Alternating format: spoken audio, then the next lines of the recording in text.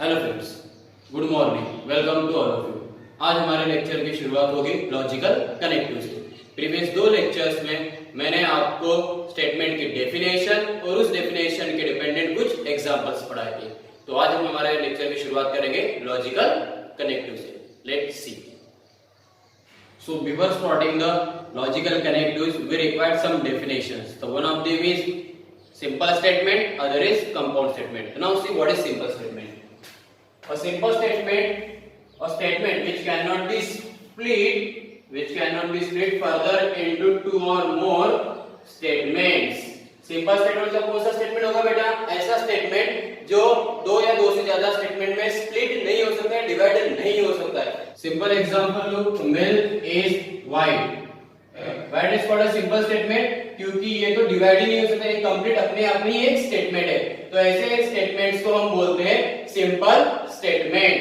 Then we see the next definition, compound statement. Now what is compound statement? If a statement is a combination of two और more statement, अगर कोई statement दो या दो से ज्यादा स्टेटमेंट का कॉम्बिनेशन में लिखा जाता है, लिखा गया है, तो ऐसे स्टेटमेंट्स को हम कंपाउंड स्टेटमेंट कहते हैं। Let's see the example of compound statement. To understand the compound statement, we see the one example, milk is white और all cows are black। तो देखो यहाँ पर आपको दो सिंपल स्टेटमेंट दिखाई देंगे, एक मिल्क इज व्हाइट और दूसरा सिंपल स्टेटमेंट है ऑल काउज आर ब्लैक। तो ये दो सिंपल स्टेटमेंट को और इस कनेक्टिव से ज्वाइन किया गया है। मतलब इस स्टेटमेंट में आपको दो सिंपल स्टेटमेंट दिखाई देंगे, milk is white all cows are black. तो ऐसे दो सिंपल स्टेटमेंट के कॉम्बिनेशन को हम कंपाउंड स्टेटमेंट कहते हैं। तो दो ही सिंपल स्टेटमेंट होने चाहिए, नहीं दो से ज्यादा भी सिंपल स्टेटमेंट रहे तो भी उनके कॉम्बिनेशन को हम कंपाउंड स्टेटमेंट कहते हैं। तो एक ही डेफिनेशन सिंपल स्टेटमेंट और कंपाउंड स्टेटमेट के लिए। इस सेशन में मैं जिस लॉजिकल कनेक्टिव्स के बारे में डिस्कस करना है वो मैंने यहाँ पर दिखा कर दिया है। एंड, और, if, then, if and only if, not, ऐसे लॉजिकल कनेक्टिव्स के बारे में हम इस पूरे लेसन में स्टडी करनी है। तो now see what is this logical connectives. So let's see the logical connectives। तो लॉजिकल कनेक्टिव जो पहला लिखा हुआ वो है एंड। इसका सिंबल होता है इस तरीके से डिनोट किया जाता है और इसको पढ़ते समय हमें पढ़ना पड़ता है conjunction. We read it as conjunction.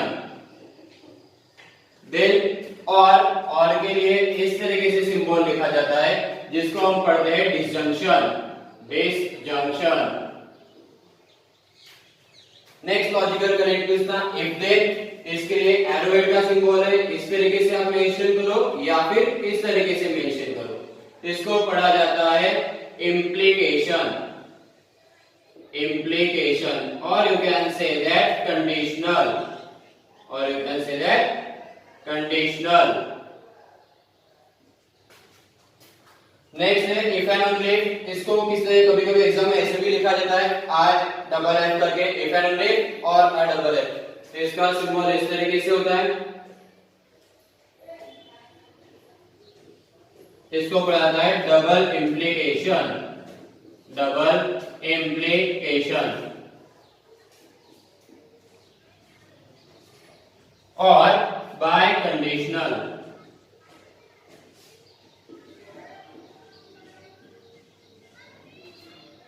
Next logical connective है नॉट, जिसका सिंबल इस तरीके से डिनोट किया जाता है और इसको पढ़ा जाता है निगेशन।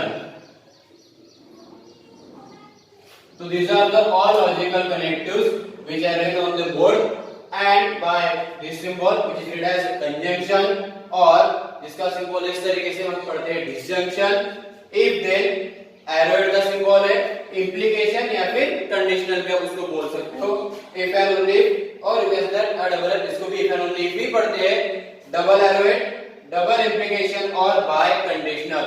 और बाद में आता है नॉट, जिसका सिंबल इस तरीके से है और इसको पढ़ाता है नेगेशन। तो ये सब लॉजिकल कनेक्टिव्स आपको ध्यान में रखने हैं।